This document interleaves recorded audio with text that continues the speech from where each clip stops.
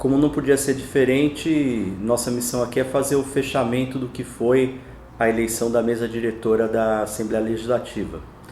Eu acho que a grande pergunta que todo mundo fez, né, quem saiu ganhando, quem saiu perdendo, e apontar aí o que vai ser o futuro, né, da Assembleia a partir de segunda-feira, quando o pau começa a quebrar para valer. Eu acho que, na minha opinião, um dos grandes perdedores, se a gente pode já construir uma lista, né, de perdedores, eu acho que o Rodrigo Coelho, o deputado Rodrigo Coelho, eu acho pela expectativa que foi criada no começo dessa legislatura, em torno do nome do Rodrigo, todo mundo apontando o Rodrigo como o sucessor até natural do Teodorico Ferraço, e depois o desfecho quase melancólico que foi ele depois de retornar à Assembleia e ver que não tinha nenhuma condição de viabilizar o nome dele para dirigir a casa. E aí aquele voto que ele deu, ficou muito claro que ele estava realmente bastante dolorido, né, com o desfecho do que foi a eleição. Um outro nome que seja repetido, né, da Vitória. Da Vitória, só para lembrar, emplacou a segunda derrota, né? Fez aquele movimento no começo, sim, né, em 2015, sim, em 2014 para 2015, como também uma alternativa, e naquele momento a Assembleia acabou optando por ser mais conservadora e acabou confirmando o Teodorico. E quem que se coloca aí? Quem que vocês colocam aí como outros nomes, além de da Vitória, de Rodrigo Coelho, se é que vocês concordam com isso? Eu acho que sim, tem os perdedores menores, eu vou dizer assim, né? Porque muita gente foi cotada para entrar nessa mesa e acabou ficando de fora. Marcos Bruno foi um, né?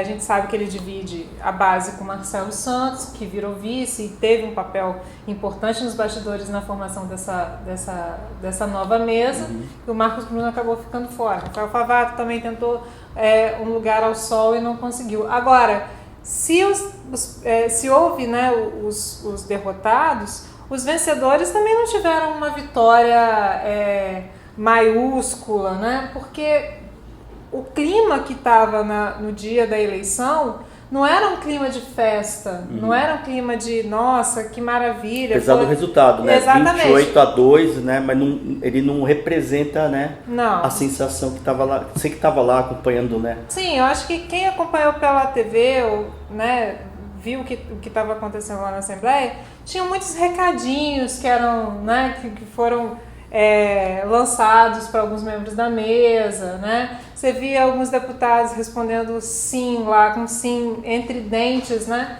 Então, assim, não ficou um clima tão bom assim para a nova mesa. Até alguns membros da mesa a gente podia observar que não estavam tão confortáveis nos lugares que estavam ocupando, né? Vocês não consideram o Eric Musso vencedor? Assim, da onde ele saiu, onde ele chegou, na rapidez que ele chegou? Naturalmente, já. Você conseguir chegar na presidência da Assembleia com 29 anos de idade é algo excepcional. Você sair derrotado de uma eleição e 2 meses depois, 2 meses ressurgir como chefe do Legislativo Estadual, é claro que é uma vitória. Só que qual o preço dessa vitória? Porque o que acontece é que todo o clima interno que você tinha na Assembleia foi embora, ruiu. Hoje a gente tem um plenário dividido. Até quando esse plenário dividido vai atrapalhar o governo do Estado na apreciação das matérias de interesse do governador Paulo Artung, isso eu não sei. Mas que lá dentro há muitas tensões, isso fica muito claro. Tanto que a questão das comissões que a gente colocou, força ali, mas já estão praticamente decididas. Pouca coisa mudou. A gente viu algumas figuras perdendo espaço. Por exemplo, o deputado Sérgio Majeski, que não vamos consolidando seu isolamento. Que não vamos dizer que ele foi derrotado, mas dessa vez o Majeski ficou totalmente de fora, porque sem uma comissão ele não pode nem avocar, por exemplo, um projeto que tramita em regime de urgência. Aí você tem a questão do da Vitória, a grande perda dele foi do cargo de ouvidor, que ele passou a correr o Estado em torno disso, sem querer considerar a questão de ouvidor, corregedor, tem estruturas próprias e cargos dentro da mesa, ele perdeu isso. O Amaro foi lá e abocanhou essa questão. O Amaro é uma figura importante dentro desse jogo. Porque o Amaro, que saiu totalmente debilitado das urnas, apesar de ter quase vencido a eleição em vitória, ele perdeu. E nesse momento ressurge. Aliás, uma coisa interessante dessa eleição da Assembleia. Parece que os humilhados um dia serão exaltados. E parece que estão sendo. Marcelo Santos, que sofreu uma derrota cachapante em Cariacica, foi o grande articulador da eleição do Éric. O nome da articulação. O nome da articulação. E pode ser o responsável de arcar com o custo disso, o ônus, o bônus e o ônus também. Você tem o próprio Amaro e o Éric Musso. Quem perdeu? A única vencedora nessa mesa aí, no processo de 2016, foi a Raquel Lessa. E a própria colocação da Raquel, que muita gente... Mas por que a Raquel? Ela teve um papel, teve uma passagem lamentável pela Comissão de Justiça. Eu não vejo assim. Eu vejo que ela não tem capacidade para estar naquele espaço. Mas a missão que foi dada a ela, que era passar todos os projetos do governo, ela fez.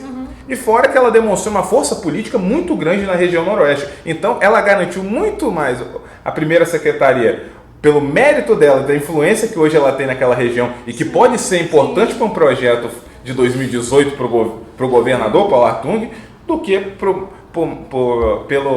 pelos méritos e pela competência legislativa dela. Agora tem uma coisa assim, eu não sei se vocês concordam, mas assim, a gente tem que admitir uma coisa.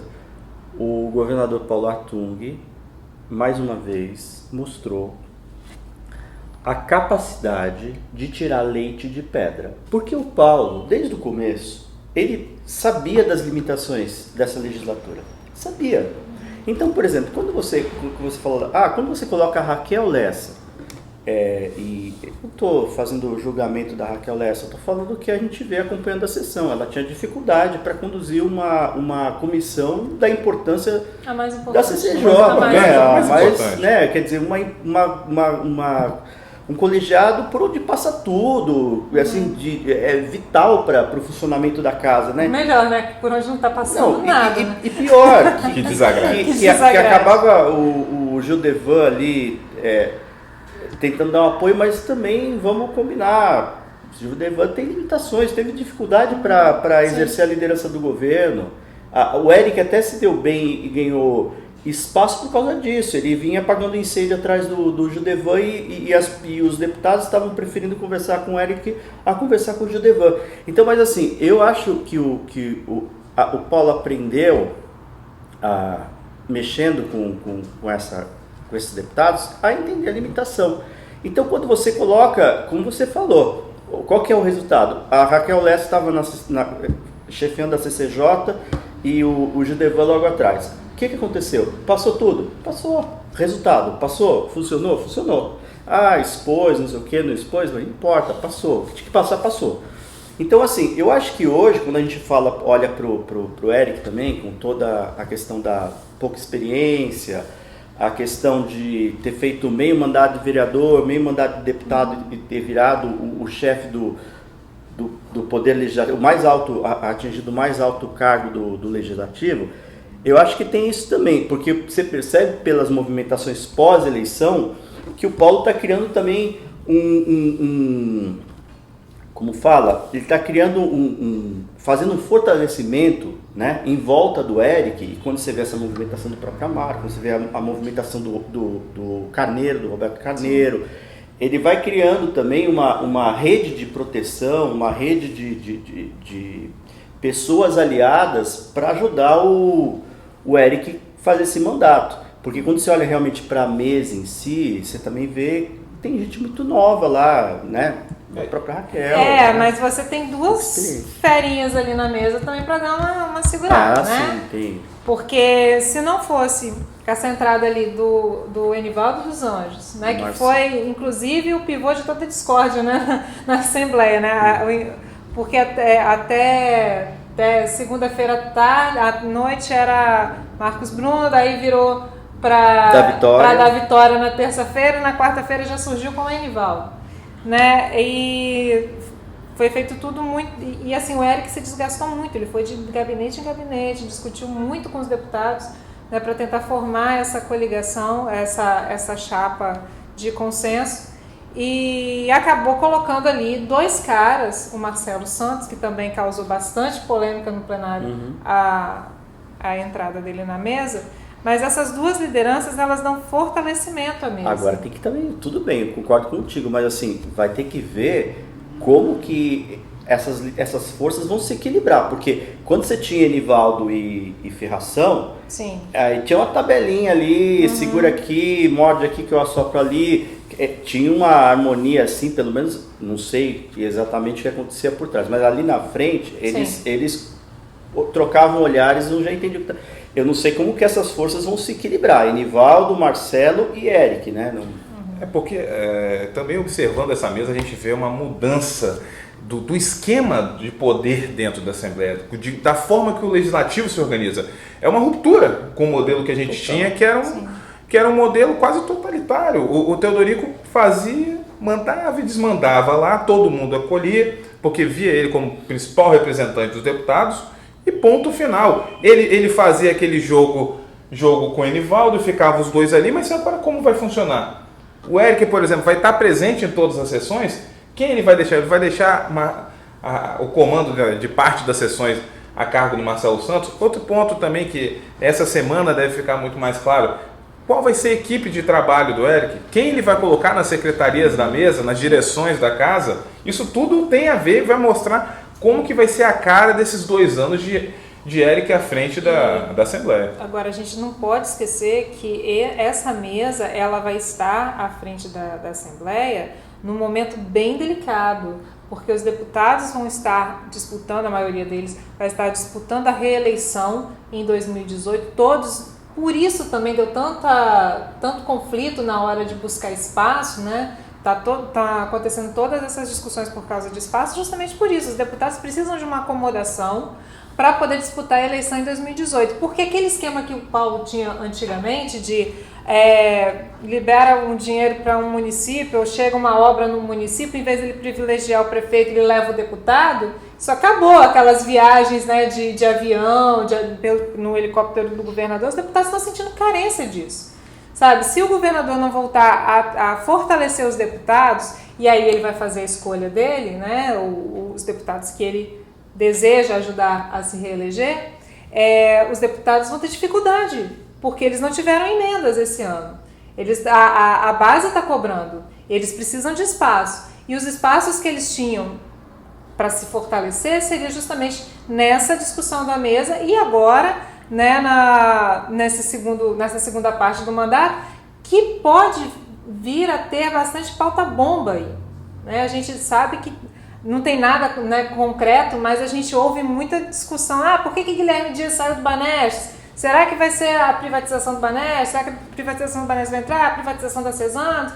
Então, quer dizer, vai ter muita discussão aí, muita pauta bomba para cima da Assembleia, e essa mesa vai ter que mostrar personalidade para poder fazer a mediação com o governo sem desgastar os deputados, né? E a gente tem um histórico, o histórico não é muito favorável ao novo presidente. É só lembrar da lambança que ele fez naquele contexto da CPI dos empenhos, que foi um teste e ele não passou. Se ele foi muito bem na articulação política, sobretudo teleguiado pelo Roberto Carneiro, que talvez vá para o Legislativo só para ser o tutor do novo presidente lá, aquele teste da CPI dos empenhos ele não passou. Imagina se chegar lá uma PEC de venda do Banestes ou da privatização da Cesan, que eles vão ter que lidar com galerias lotadas, com protesto. A gente está vendo o que está acontecendo no Rio de Janeiro. Exatamente. Você falou muito bem sobre a questão do prestígio que o governo estadual dá aos deputados.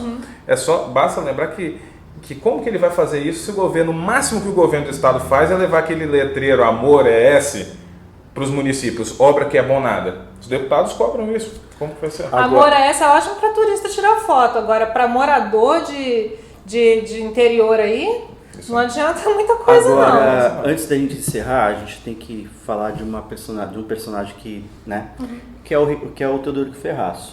Porque assim, a gente percebeu, e isso ficou claro, que essa estratégia de até chegar no nome do Eric ela veio muito a calhar, porque pelo seguinte, no final das contas, qual a leitura que você faz? Bom, você está tirando um presidente anacrônico, já que já deu, já fadigou, e você está trazendo um nome jovem, né? Renovação, vem aquela coisa que você pensa, né? Você está trocando um presidente de 79 anos para um de 29, só aí de meio século de estrada quando o Eric nasceu, o Teodorico estava iniciando a trajetória dele política, quer dizer, são meio século, né, de vivência política. E aí você pensa assim, e aí, e o Ferraço? O que vira o Ferraço? O Ferraço vai sentar lá no lugarzinho dele, ficar quietinho, completar o mandato dele, porque na verdade foi uma jogada, foi uma oportunidade que o Paulo Artung teve para varrer o Ferraço. E não só o Ferraço, quando você fala assim, essa mudança de estrutura, essa mudança do eixo de poder, porque quando você limpa também os cargos, né? Porque o Ferraço fazia a gestão justamente com o total domínio desses cargos estratégicos que você tem na Assembleia, cargos administrativos, cargos operacionais, ele tinha total controle. Que tem link com os outros poderes. Exatamente, então ele tinha total controle. Quando você muda toda essa estrutura, você muda o eixo de poder. E aí você não sabe como o senhor Teodorico Ferraço vai se comportar realmente. Mas aí a gente tem que colocar nessa balança um contrapeso chamado Ricardo Ferraço. Sim. Né? O Teodorico tem feito toda a movimentação dele sabendo que ele não pode atrapalhar o destino do filho dele. Agora, quando o Zé Esmeraldo chama ele para sentar, senta aqui do meu lado, isso é muito simbólico, né? Então, assim, pode explodir, é uma bomba armada para explodir a qualquer momento. O que você acha, né? Eu acho muito difícil Ferraço? trabalhar o Ferraço com base em conjecturas. O primeiro Eric vai ter que mostrar coragem para enfrentar esse sistema de poder. Agora já está falando de demissões a conta-gotas. Então, isso já é um ponto. E outra coisa, o Ferraço, no resumo, a gente no final aqui vê o resumo da bala. Eu vejo muito mais um Ferraço que não teve disposição de brigar de fato pela cadeira do que ter sido vencido. Porque talvez se ele tivesse brigado, a coisa seria Ele diferente. abriu mão, realmente. Ele abriu mão e sem brigar. Sim. Talvez olhando para acompanhar a norma mais de perto. Vi uma informação que não me surpreenderia se daqui a 10 dias ele pedir licença do mandato para ficar ajudando a norma lá em Brasília. É difícil prever o que ele vai fazer. Mas é simbólico. O Ferraço nessa história, ele acabou sendo derrotado, mas ele não foi abatido em voo, não. Ele só deixou de brigar. Ele soube sair do jeito que ele quis, né? Ele escolheu a saída dele, né?